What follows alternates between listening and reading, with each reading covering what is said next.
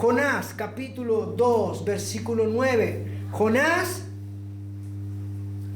está haciendo una oración en la cual está a punto de ser vomitado por un pez,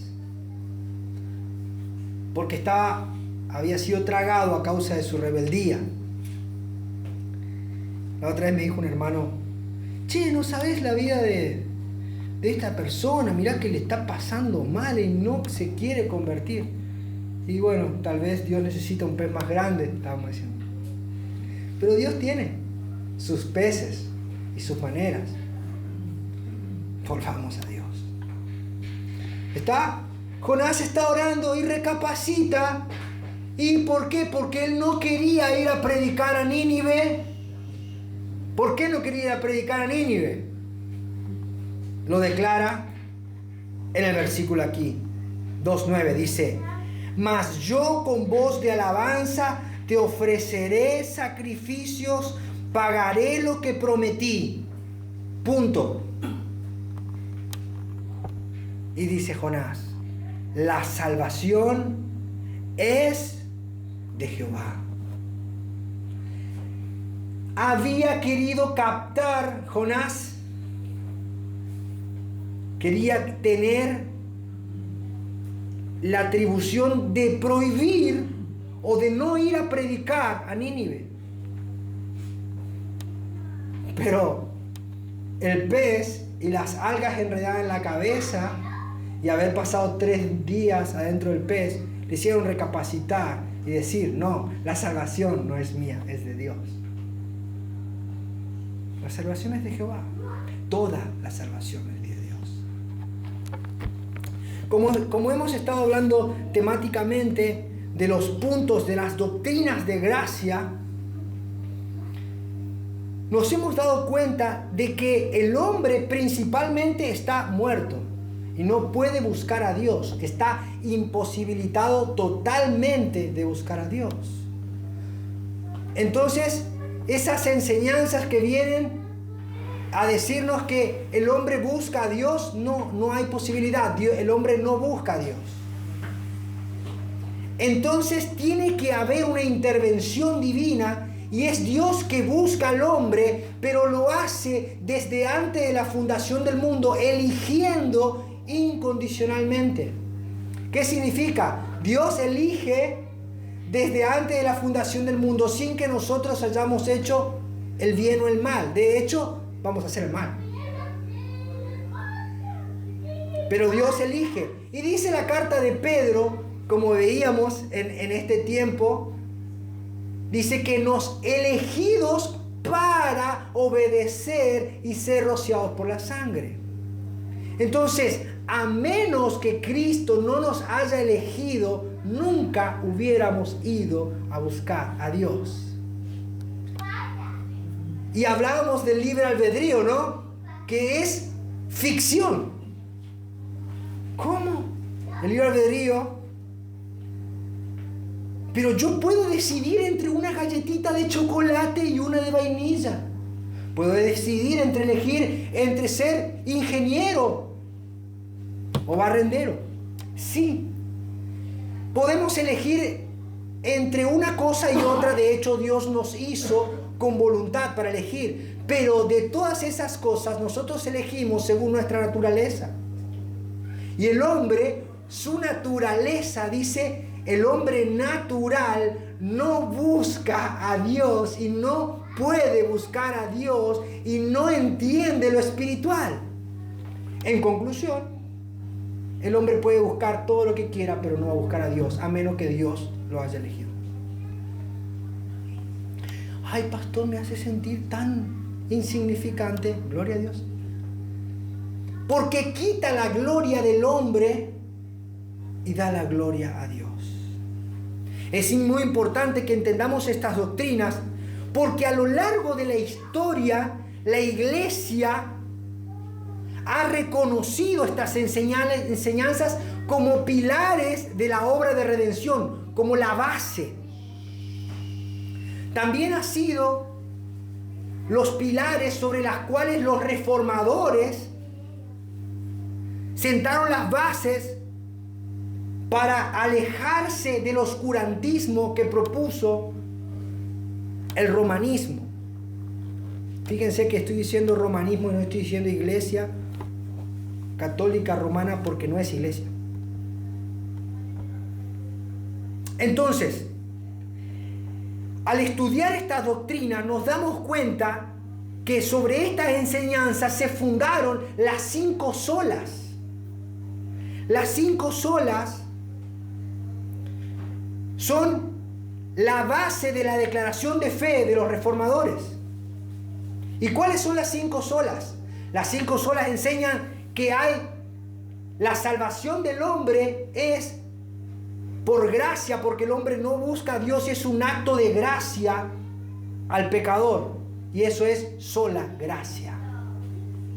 El hombre no busca a Dios, entonces Dios busca al hombre y es solo por gracia.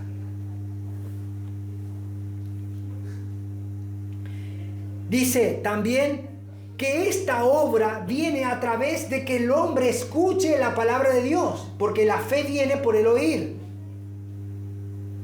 Entonces la segunda sola es sola escritura. La única manera de que un corazón sea transformado es que escuche la palabra de Dios. Por eso Pablo dice: no me avergüenzo del evangelio, porque es poder de Dios para salvación a todo aquel que cree. Gloria a Dios. Y esta es la palabra de fe que predicamos. Sola escritura. La Biblia enseña que el hombre es solamente salvo por fe. Entonces la segunda cosa que enseña, que tiene la tercera sola es sola fe. No hace falta obra alguna para ser salvo, es solamente por fe. ¿Y fe en quién? La cuarta sola, solo Cristo. Solo Cristo, porque hay un solo mediador entre Dios y los hombres, Jesucristo hombre. Y la cuarta sola es la más refutada a lo largo de la historia del cristianismo moderno. ¿Saben cuál es? Solo a Dios la gloria. Y no hay mayor empeño en la iglesia moderna que es la de que quieren robarle la gloria a Dios. ¿Cómo es eso, pastor? ¿Dónde Dios tiene la gloria? ¿Por qué la gente le quiere robar? ¿Por qué? Porque se quieren jactar algunos de decir: yo elegí a Dios antes que Él. Y fíjense, dice: ¿y por qué? ¿Por qué elegiste a Dios? Porque yo creí. Ah, sí.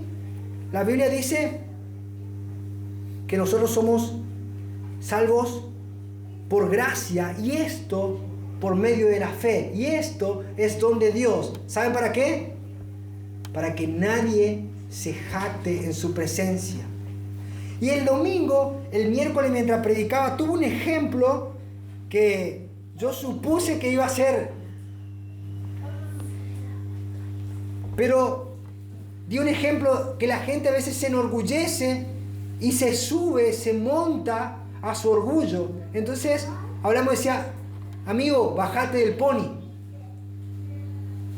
Porque a veces nos enorgullecemos y creemos que es por nuestros méritos, y no es así.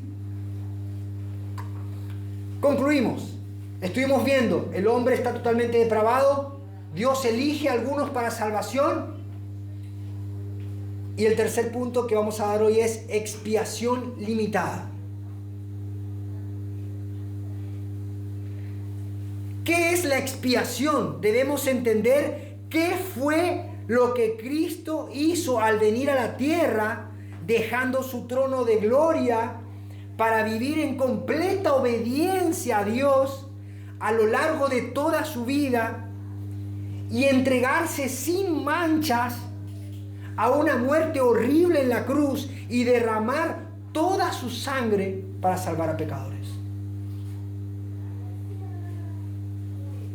Quisiera tomar un par de versículos para que entendamos. Lucas capítulo 19, versículo 10. Ahí vamos a entender qué es la expiación limitada. ¿Qué fue lo que Cristo vino a hacer? Lucas 19:10 dice, porque el Hijo del Hombre, ¿qué hizo? Y salvar. Marcos 10:45.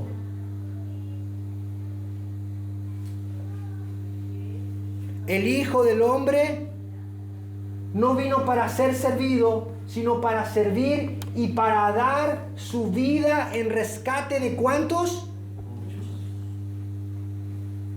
Fíjense lo que dice. Muchos. Gálatas capítulo 1 versículo 4.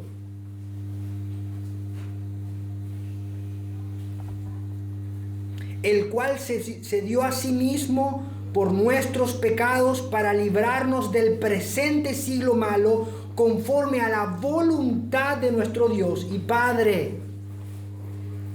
¿Por qué se entregó Cristo para librarnos del presente siglo? Por la voluntad del Padre. Primera de Timoteo capítulo 1 versículo 15. Dice, palabra fiel y digna de ser recibidos por todos, que Cristo vino al mundo para salvar a los pecadores, de los cuales yo soy el primero. Segunda de Timoteo capítulo 2 versículo 14 dice, quien se dio a sí mismo por nosotros para redimirnos de toda iniquidad y de purificar para sí un pueblo propio. Un pueblo propio, celoso de buenas obras. ¿Qué nos enseñan todos estos textos? Que Cristo vino para salvar un pueblo ¿de qué? De sus pecados. Y llamarás su nombre Jesús, porque Él salvará a su pueblo de sus pecados. Es un pueblo y lo salva de pecados. Para librar un pueblo de este presente siglo. Cristo viene a salvar a los hombres, a un pueblo de sus pecados y librarlos de este siglo. Liberarlos de la contaminación del mundo, santificarlos. Para purificar y hacer santo un pueblo. Y para crear un pueblo celoso de buenas obras. En otros pasajes bíblicos explican lo que Cristo realmente logró. Hay 5 cosas que debemos tener en cuenta que Cristo logró en la cruz de Calvario. La muerte de Cristo hizo una reconciliación entre su pueblo y Dios. Romanos 5:1. 2. La muerte de Cristo logró un pueblo perdonado y justificado. Romanos 3:24. La muerte de Cristo hizo un pueblo que fue adoptado como hijos de Dios. Y número 5. La muerte de Cristo logró un pueblo que es glorificado y recibe vida eterna. La muerte de Cristo tiene la intención de traer perdón ahora, santificación ahora, un pueblo que se aparta y vive para Él, para buenas obras, y en el futuro la gloria eterna. Gloria a Dios.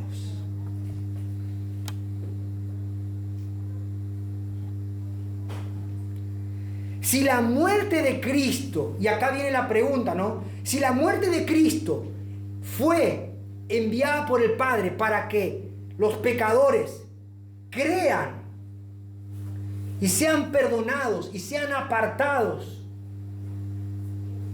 del pecado y vivan para Él, y luego ser glorificados con Él y pasar por toda la eternidad, ¿por qué hay personas que no creen? ¿Por qué no todos creen? ¿Por qué hay gente que todavía vive en pecado? ¿Por qué Dios envía gente al infierno todavía? La pregunta que nos sale de todo esto es: si Cristo vino a morir, ¿por qué no todos creen? ¿Falló Cristo? De ninguna manera. De ninguna manera. El tema es que el sacrificio de Cristo es eficaz y cumple un propósito eterno según el plan de Dios para salvación, para su pueblo.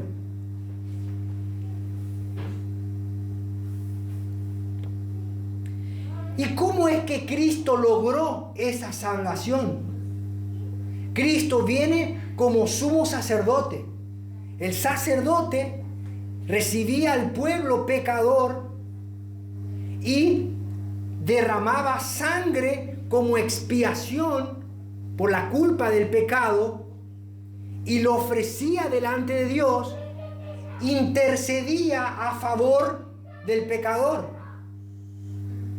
Así Cristo, que fue sumo sacerdote para siempre, vino y ofreciendo ruegos y clamor a lo largo de toda su vida, entregó su propia vida y derramó su propia sangre, y a causa de haber sido santo, resucitó como demostración que la ofrenda fue aceptada, y ahora está sentado a la diestra del Padre e intercede por nosotros. Este sacerdote trajo salvación plena.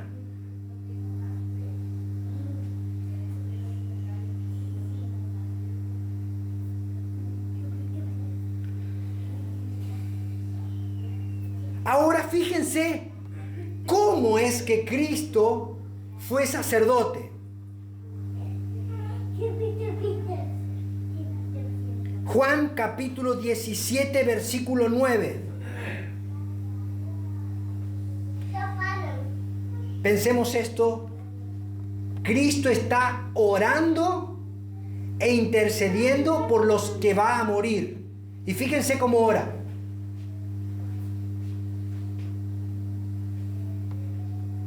Dice: Padre, yo ruego por ellos, no ruego por el mundo, sino por los que me diste, porque tuyos son.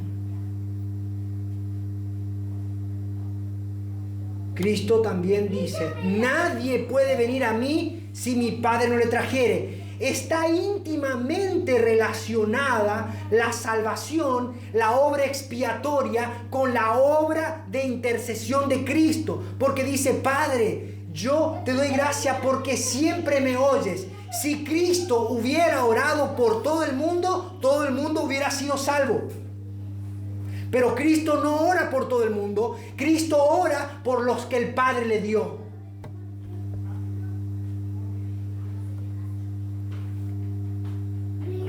Y si Cristo no ora por todo el mundo, es que por todo el mundo tampoco va a entregar su vida. Entonces entendemos que Cristo está derramando la sangre por alguien determinado y específico.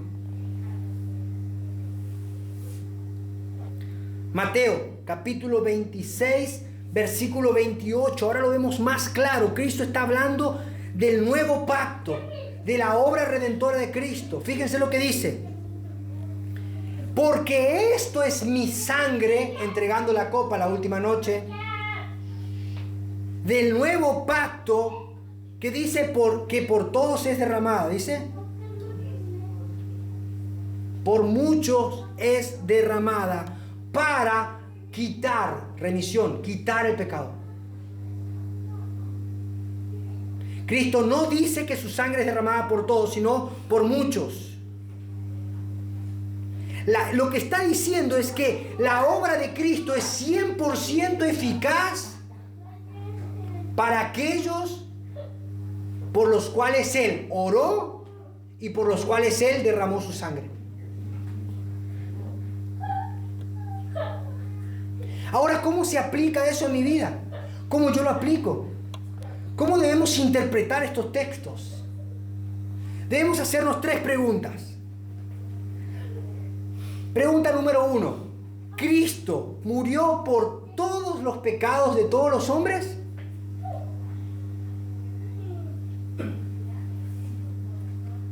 ¿Cristo murió por todos los pecados de todos los hombres? Pero la Biblia dice que no todos creen. Por eso es que no todos son salvos. Y la incredulidad es un pecado. ¿Saben por qué la gente va al infierno? Porque no cree en Cristo. Y el que no cree en mí, dice Jesús, ya está bajo la ira de Dios. Entonces, Romanos capítulo 14, 23 dice que todo lo que no proviene de fe, ¿qué es? Pecado. Entonces Cristo no murió por todos los pecados de todos los hombres, porque si no todos creerían. Porque el pecado de incredulidad sigue fijo en los corazones de aquellos y no fue removida. La segunda pregunta que debemos hacernos es: ¿Cristo murió por algunos pecados de todos los hombres? Porque claro, murió por algunos pecados, pero no por el pecado de la incredulidad, porque ellos siguen pecando. Si fuera así, nadie se salvaría, porque todos pecamos y todos estamos destituidos de la gloria de Dios. Entonces la tercera pregunta que debemos hacernos es: ¿Cristo murió por todos los pecados de algunos hombres? La obra redentora de Cristo se hace eficaz en algunos hombres. ¿Quiénes son esos? Aquellos que Dios eligió desde antes de la fundación del mundo. ¿Por qué? Porque cuando Cristo muere por su pueblo, por aquellos que intercedió, por aquellos que el Padre le dio, la obra de Cristo se hace eficaz y al morir Cristo le da todo lo que necesita para ser salvo. Romanos 8:23. Fíjense lo que dice: y el que no escatimó a su propio Hijo, sino que lo entregó por todos nosotros, está hablando de la iglesia, ¿cómo no nos dará también con Él todas las cosas? Cristo muere por su pueblo y juntamente con su muerte compra todo lo necesario para que creas. Y remite todos nuestros pecados y nos da por gracia su salvación y nos da fe para creer. Y esto no es de nosotros, sino que es don de Dios.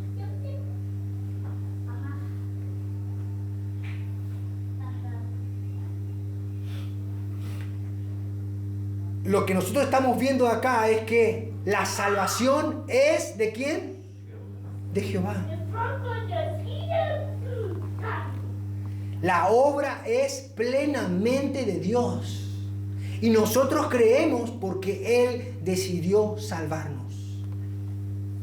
No podemos darle nada a Dios. No podemos darle nada a Dios. No podemos. Absolutamente nada. Pero surgen inconvenientes.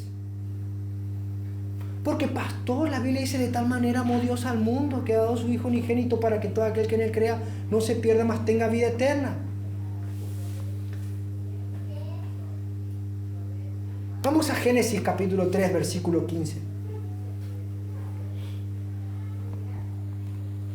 La promesa de salvación está fundada en que Dios va a redimir un pueblo. Y fíjense, Dios está hablando, dice: y pondré enemistad entre ti y la mujer, y entre tu simiente y la simiente suya. Este te herirá en la cabeza y tú le herirás en el calcañar.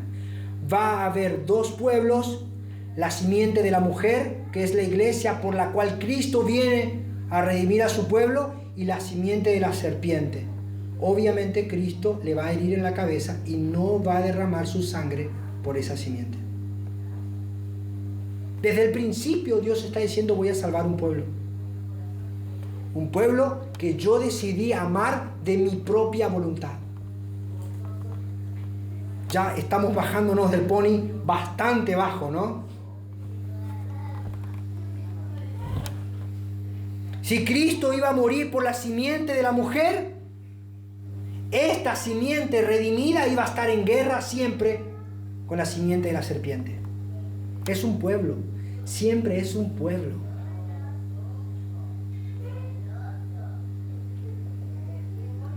El inconveniente que encontramos es que la palabra mundo dice: de tal manera amó a Dios al mundo. Pero lo que tenemos que entender es que cuando se está escribiendo el Evangelio de San Juan, había un problema. Los judíos creían que la salvación era solamente para los judíos. Entonces Juan le tiene que recordar: escuchen, la salvación se abre para todo el mundo. No está hablando de todos los hombres de todo el mundo, no. Está hablando de que Dios decide salvar de toda lengua, tribu y nación, y eso constituye el mundo del cual está hablando. Es como, por ejemplo, cuando decimos: está lleno, ¿no? Hoy vino todo el mundo. El mundo no vino a la reunión, ¿me entiende? Ese es el error de interpretación. Sino que vino todo el mundo que viene a esta reunión.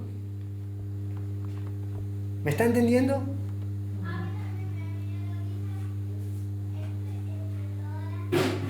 Ahora, ¿cómo yo sé que Cristo me salvó?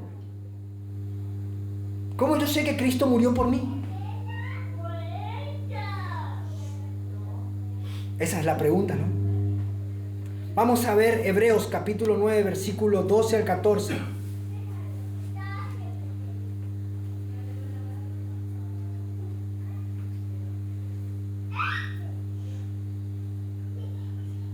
Ahí está hablando, dice, del sumo sacerdote que entraba. Pero este sumo sacerdote, Cristo, entró no por sangre de machos cabríos ni de becerros, sino por su propia sangre. Entró una vez para siempre en el lugar santísimo, habiendo obtenido redención eterna. Versículo 13.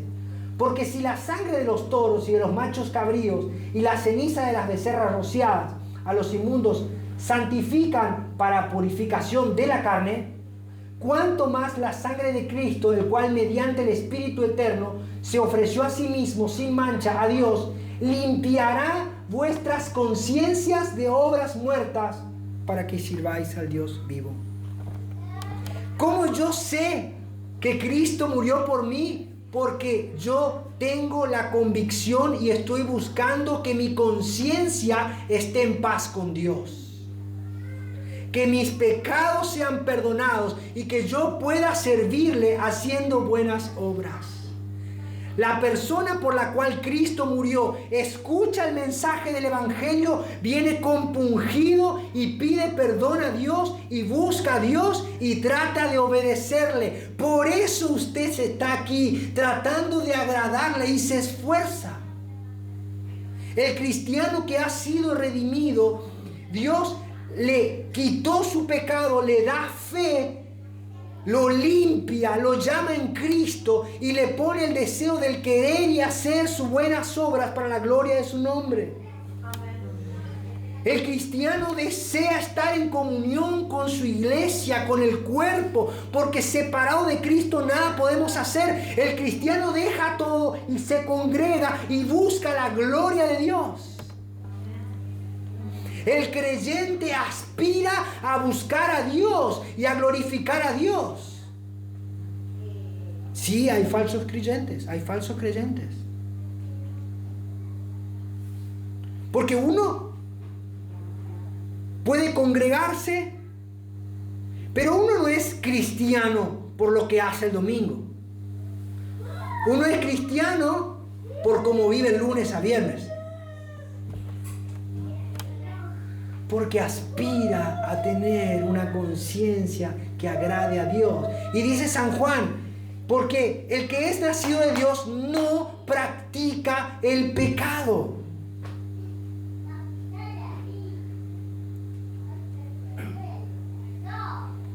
Cristo se entregó por su pueblo para redimirlo y librarlo de toda maldad.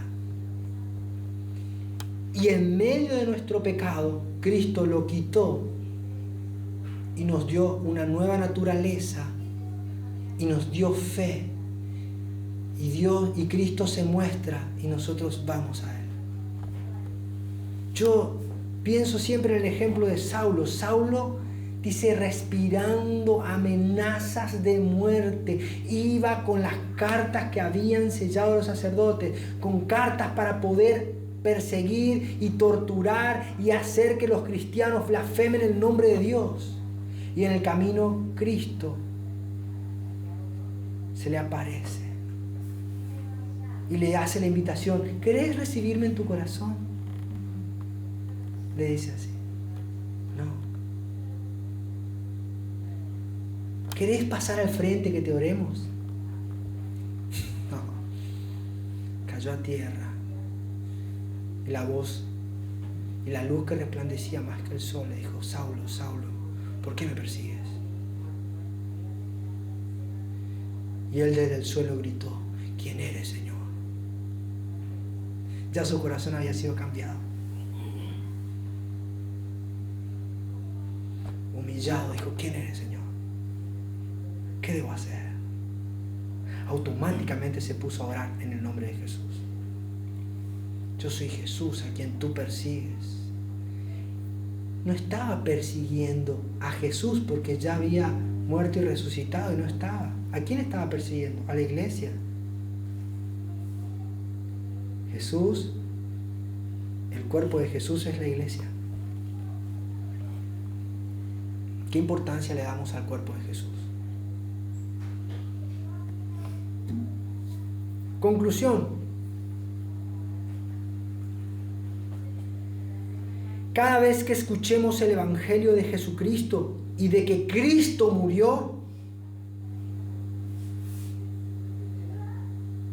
es un llamado único que Dios hace al pecador. Porque el Evangelio es poder de Dios para salvación a todo aquel que cree. Pero el que no cree ya ha sido condenado. Hay gente que le gusta escuchar el Evangelio. Dice: che, qué lindo que es esto cuando me gusta. Pero el Evangelio te llama. Cristo dice: ahora Dios manda que todos los hombres se arrepientan y que crean en Jesucristo.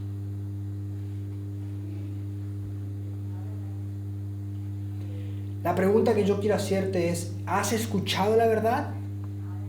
¿Has escuchado que Cristo murió en la cruz del Calvario por los pecadores?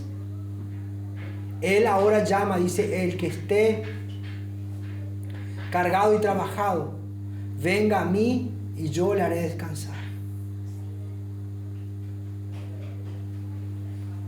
Ahora mi pregunta es: ¿cómo respondiste al llamado de Cristo?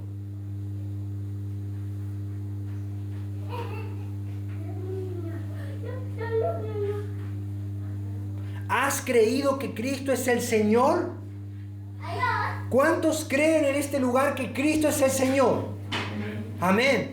Bueno, eso no es tuyo, eso es de Dios, eso es un don de Dios. Ya no solamente nos bajamos el pony y ya le pegamos como 5 tiros, ya a nadie le importa eso. No hay orgullo. ¿Por qué? Porque es todo para la gloria de Dios.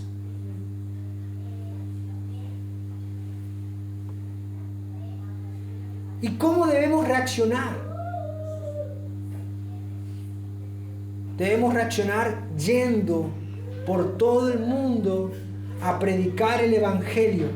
Porque Cristo dice: id por todo el mundo a predicar el Evangelio a toda criatura, y el que creyere y fuere bautizado será salvo.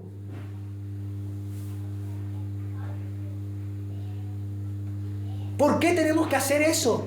Porque no es con nuestra fuerza, es porque Cristo murió. Es que cuando nosotros predicamos a Cristo y a este crucificado, es que el Espíritu Santo va a salvar. Va a salvar. Para su gloria, a sus escogidos los va a llamar. Y nosotros no estamos llamando a una posibilidad. ¿Querés venir a Cristo? No. Cristo agarra al muerto y lo resucita. Le da vida. Le cambia el corazón, pone sus leyes en su mente y en su corazón. Y lo regenera.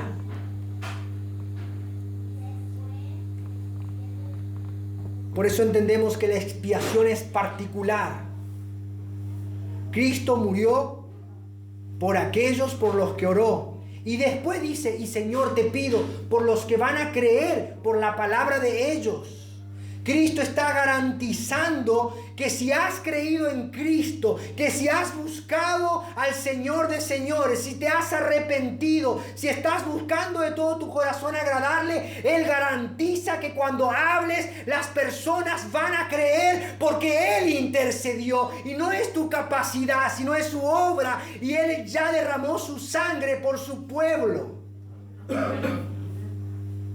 Así que esto debe alentarnos y debe sacarnos de nuestra casita de cristal y debemos ir a anunciar el Evangelio.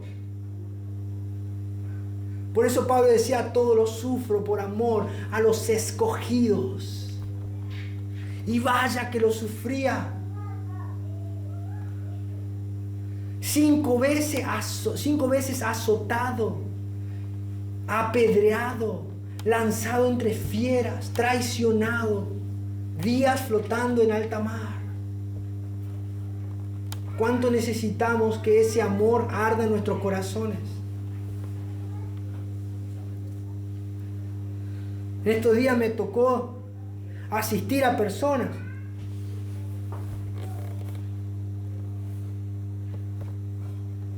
me miraban y me decían, ¿por qué haces esto? ¿Por qué haces esto? ¿Por qué venís? ¿Por qué te preocupás? Amor a los escogidos. Amor a los escogidos. Amor a los escogidos. Un amor que no se puede explicar. Amor a los escogidos. La Biblia dice, muchos son llamados, pocos son escogidos. Por eso Pablo dice que vivamos como escogidos de Dios, a los cuales Cristo borró todos sus pecados y les dio fe. Fuimos llamados para vivir en santidad. La obra de Cristo se va a completar. Mi hermano, si has fallado, si has tropezado, si le has negado a Dios, pero aún sigues creyendo en Él, levántate, mira a Cristo. Él tiene poder para redimirte, para restaurarte, para santificarte. Porque la Biblia declara que por cuanto Cristo murió, el pecado no se enseñoreará de nosotros.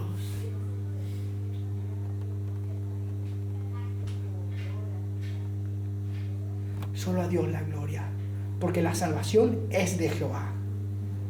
Es de Jehová. Es de Jehová. Cada vez que escuche que Cristo murió por ti, debes dejarlo todo y seguirlo. Seguirlo. Eso es la expiación particular. Expiación limitada. Cristo pagó por todos tus pecados, por los míos. Spurgeon le decía, ¿podés definir tu teología? Mi teología tiene 4 palabras, decía él. Cristo murió por mí. Eso es todo lo que necesitamos saber. Saber que Cristo murió, pero eso hacerlo propio. Señor, yo creo en ti, así que yo creo que tú moriste por mí. Y yo voy a vivir para ti.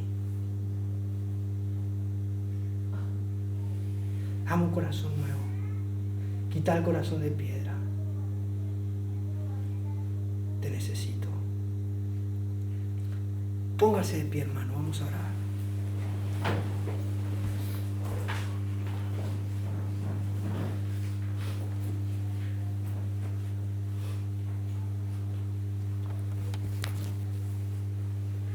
Hermano, siento una profunda carga. Sé que lo que he hablado es muy profundo, pero sé que el Señor está obrando.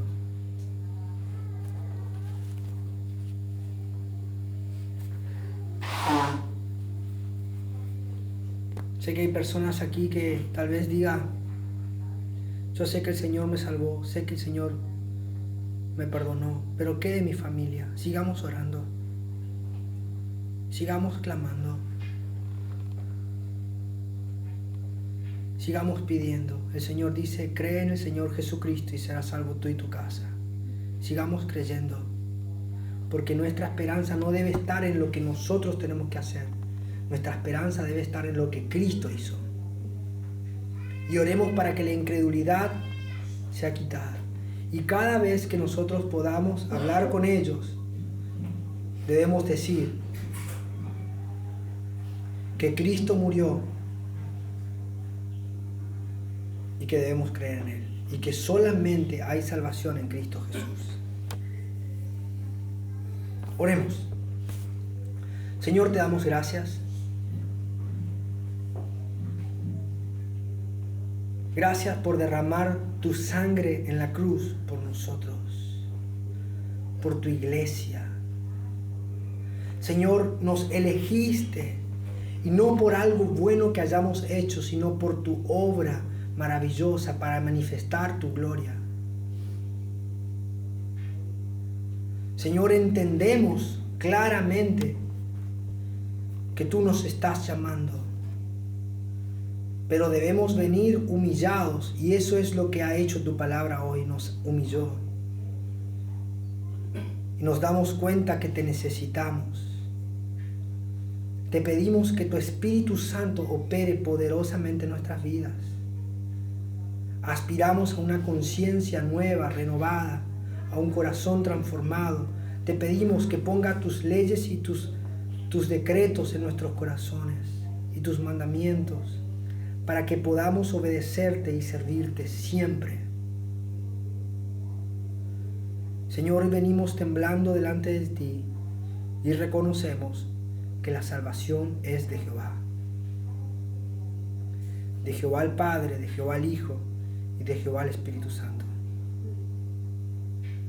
Te damos la gloria, Señor. Amén.